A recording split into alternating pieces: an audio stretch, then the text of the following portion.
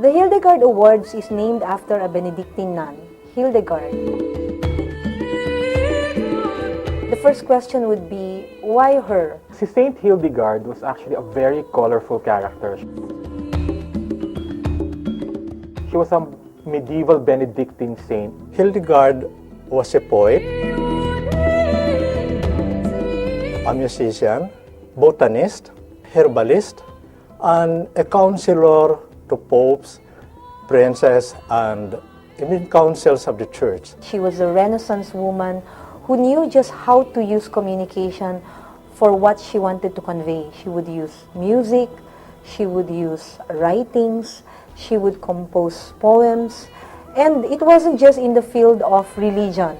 She was living those many years ago when women were considered second-class citizens. Saint Hildegarde was a woman ahead of her times. She was a woman who advocated for change. Mass communication department here in Saint School is very much focused on issues of gender, women, and we relate this to the area of media.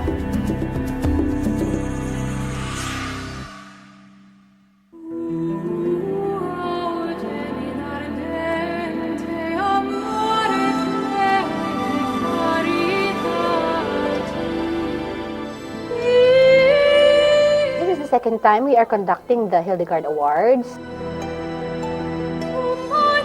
From the first year that we did it, there was a very positive response, both from internal audiences, meaning the administration, members of other faculty and departments, and other students from other departments, and even members of the outside community. Now on its second year is actually a testimony of how successful the first Hildegarde Award was.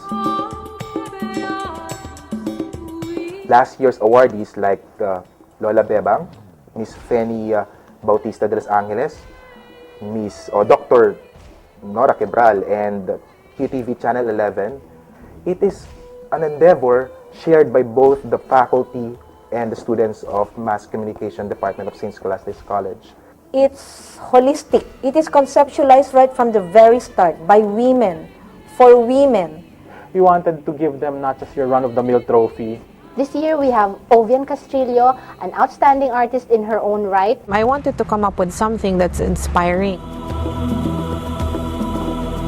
That's what I hope the sculpture will represent, the ideal.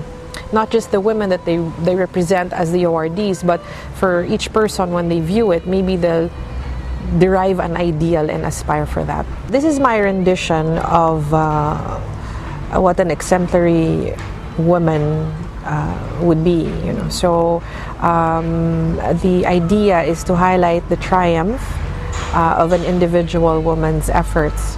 That's why I have a female figure, a faceless figure in fact, atop a pedestal, and below her, as if there's a train of clothing, is what to me represents ripples, meaning her impact and her triumph is that which causes a ripple effect in society for everybody, for others to follow.